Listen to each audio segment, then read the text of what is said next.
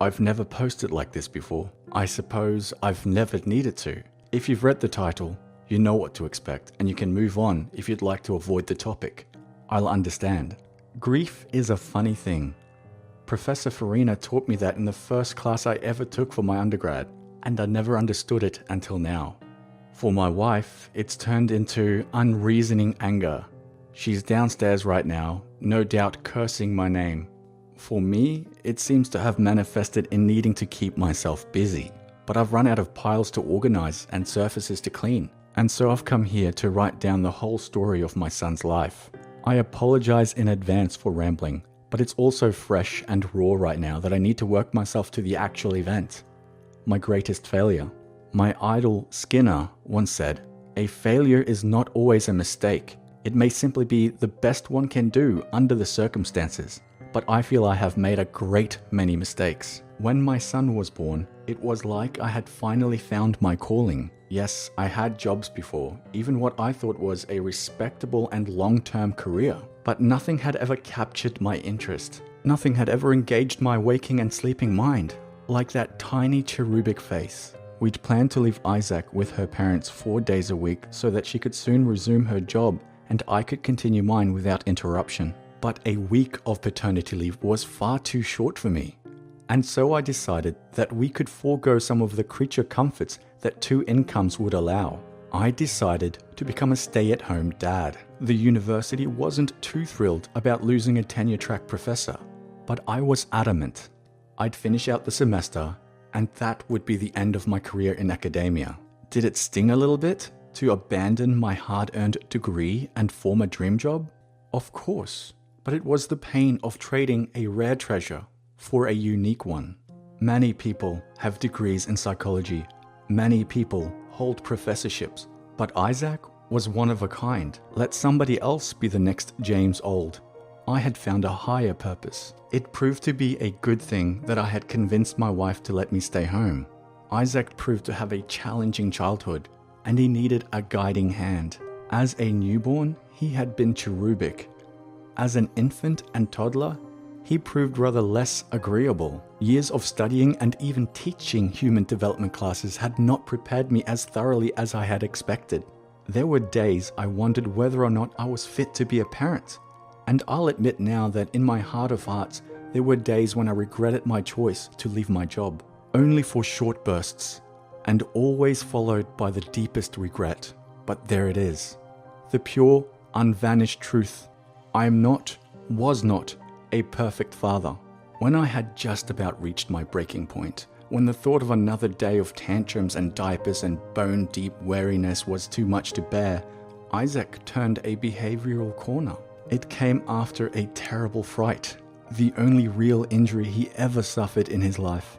His mother always thought that when he fell and bumped his head so hard he needed stitches, it must have knocked something loose.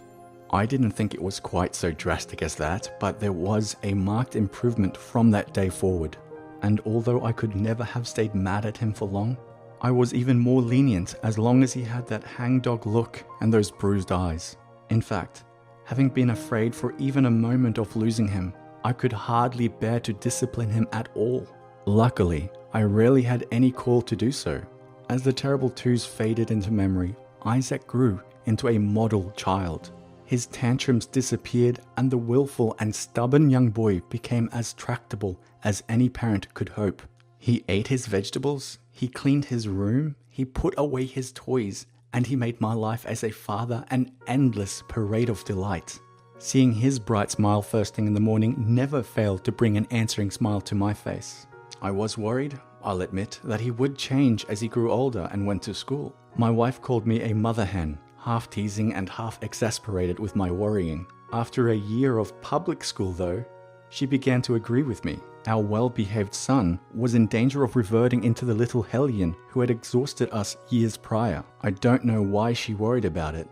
After all, I had more than a little experience in educating myself and was perfectly qualified to homeschool.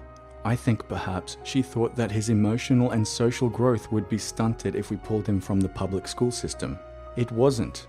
If anything, he flourished even more as a home student than he had in the years prior to formal schooling. I made sure to bring him often to homeschool groups and social gatherings, and tried to let him maintain those friends he had developed in his years in the system. And in terms of scholarship, he excelled. It was soon obvious to me that Isaac was gifted, and those gifts would have been squandered in a formal classroom. Seeing how much he enjoyed learning warmed my educator's heart. While other children tolerated school and lived for cartoons and video games and reckless play, my boy loved nothing so much as sitting and reading, exploring whole universes with the same eagerness as some children explore dirty puddles and dangerous forests, and not just mindless novels or frivolous adventure stories. He read books of history, of poetry, of science. Isaac enjoyed learning for learning's sake. He was everything I had ever hoped to find in a student, and I cannot express how glad I was that such a student could be crafted from my own flesh and blood.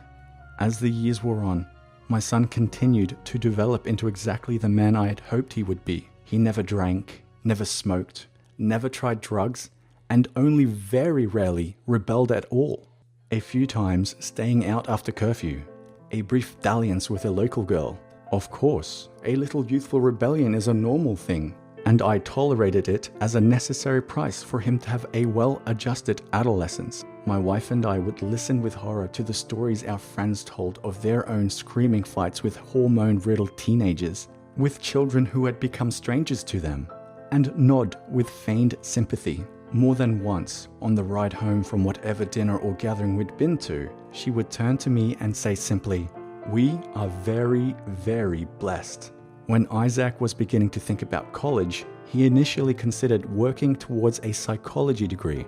I was unenthusiastic about the idea, and he noticed. I know that he considered it a high form of compliment to want to follow in my footsteps, and I took it as such. But I told him frankly that I found my degree to be so much wasted time, that it was a meaningless piece of paper, and that he would be better served working at a McDonald's where at least they'd teach him a few employable skills. He took it as well as could be expected, and threw himself into a physics degree with gusto. My wife was surprised that he had stayed at a local college when he had so many offers from prestigious schools all around the world, but I explained the logic in it to her. Why spend all that money to go to another part of the world and be so busy with schoolwork that he wouldn't be able to enjoy it? Better to stay at home, save money, and go on a well-earned trip around the world when the degree was earned. Even if his field of study was not my own, he continued to echo my life in every way that counted. A brilliant scholar who reached the top of his class and stayed there for all 4 years. He earned distinctions and accolades the way that lesser students earned demerits and police reports. By the time he was done with his junior year, he had all the subject area credits he needed to graduate, and had taken most of the available electives besides. Maybe that was the cause.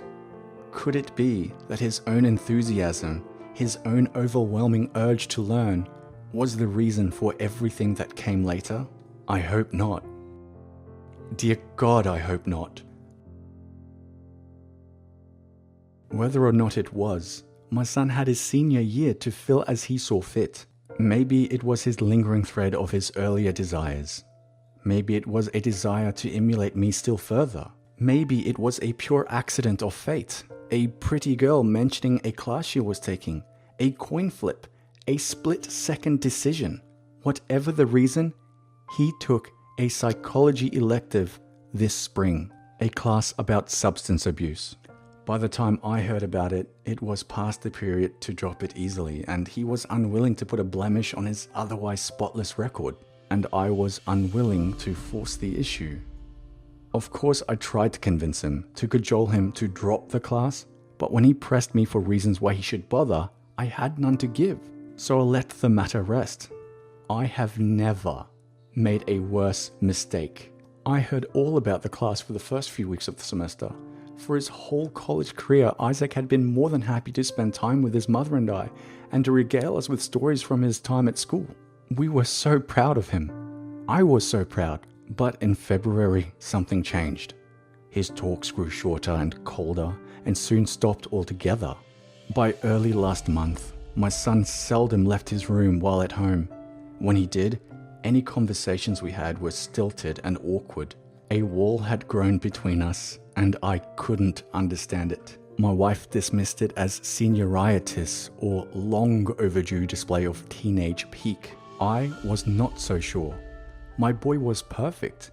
He was beyond such things. She and I agreed that if it continued past spring break, the first spring break he had ever spent away from home, we would talk to him about it. We would get our son back, she said, and I believed her. I really thought I could do it, that no matter the problem, I could overcome it. But Isaac never came back from spring break. All that came to us from the sunny southern shores were frantic phone calls, a police report, a cold body, and a sealed letter. My wife and I laid him to rest in a small private ceremony a week and a half ago. As I gave the eulogy, I couldn't help but cry about what we had lost. Not just my son as he was, the light of my life, but the man he might have been.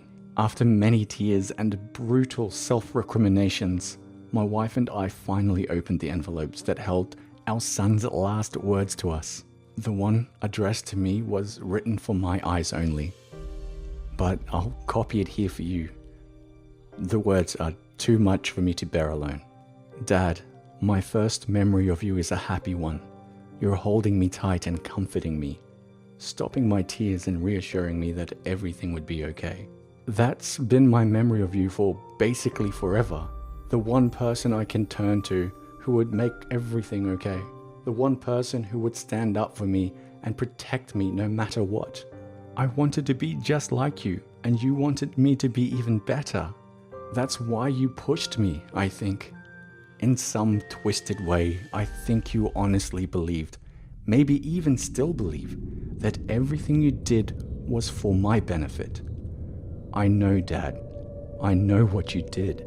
Remember how hard you tried to convince me to drop substance abuse? I didn't really question it at the time, even if I didn't understand. I just wasn't raised to question you. But I get it now. The first time we learned about what heroin did for the brain, I was confused. Because that pure rush, that pulse-pounding, oh fuck yeah euphoria, that sounded too damn familiar. I had it all the time. Every time I cracked open a book, every time I aced a test, every time I cleaned up after myself, or mowed the lawn, or did what you asked. I got that exact rush that the book described as a result of an incredible, powerful opiate. I thought maybe I was making my own natural responses out to be more intense than they really were. So I looked into it some more, and person after person, documentary after documentary, convinced me that I wasn't imagining it. So I thought maybe I was some kind of freak of nature with a really strong natural reward system. Maybe, but a reward system that favored studying and eating healthy as strongly as heroin and sex? That's pretty fucking unlikely. I know you're probably surprised to see me swearing. I'm surprised to be writing it, believe me. It's not how you raised me. The thing is, Dad, I'm trying really damn hard not to care how you raised me. I had a CT scan done just to check for any abnormalities. And what did they find? No tumor. No overdeveloped pituitary gland. Nothing unusual, except for the big damn bunch of wires plugged into my brain. I called Mum and asked her if I had ever had brain surgery as a kid. I was freaking out, but I wanted to think that I was wrong, that something could explain this. But no, she said, never. Just some stitches from when I fell down as a toddler, that Dad could tell me about since he was there. The doctor wanted me to go to the police, or stay so they could run more tests. I told them I had to think about it, and I did, but I thought about it now, and I've decided something. I don't know who I am. My whole life, you've been pressing a button and zapping my brain into thinking it was happy whenever I did something that made you happy. Clean my room, zap. Wash the dishes, zap. Did my homework, zap. And little by little, you molded me into the perfect little tin soldier of a son. Am I everything you ever wanted, Dad? Am I as perfect as you hoped I'd be when you shoved this fucking thing in my head? I don't know who I am. I'm your goddamn puppet. You killed whoever I was supposed to be, whoever I should have been. You killed me and replaced me with whoever the hell I am now. No more. I don't know if I've ever decided anything for myself in my whole fucking life, but I'll decide on this much: when to end it. I hope you burn in hell. So now you see my pain. I dreamed many dreams for my son. I knew he could be anything when he was come of age, but I never thought he'd be ungrateful. Everything he had, all of his success, all of the bad choices he avoided, that was because of me. Because there was somebody there to guide him, to steer him away from danger and toward a better path. All I wanted was for him to be as good as he could be, the best him that he could be. All I wanted was to give him a push in the right direction. And at the end of the day, when I first thought of it, all I really wanted was for him to stop crying so much. Well, there it is, the cause of all my tears and all my wife's rage. I think in his letter to her, he told her what I had done. She burned it, so I can't be sure, but she came after me with a pair of scissors just after reading it, so he must have told her something. She's downstairs now, in the basement. It's strange, while I was writing, I hardly heard her, but now that I'm almost done, her cries and screams are almost overwhelming. She blames me for what happened to our son, for what he did to himself. But she'll understand my point of view in time. When she wakes up from the surgery, she'll learn to forgive me. You swam so deep into my river. Your footsteps lead everywhere I go. I never was a weeper, but I'm still holding on.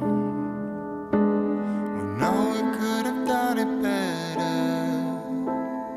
Fought for the little things that we wanted. I know it was so good together. Still had to let go. Oh, I wish that you hadn't pulled the trigger. Shut me down with my bitter heart.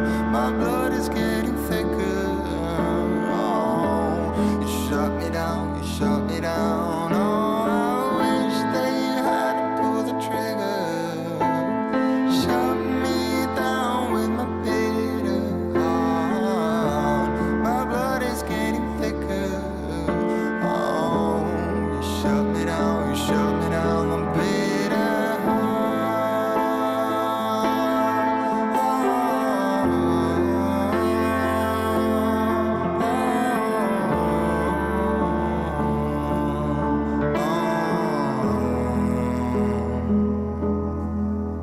Oh, baby, look at me just one more time.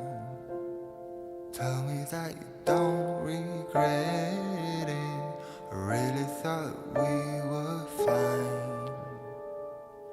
Then you shot me down. Oh, I wish that you hadn't pulled the trigger. Shut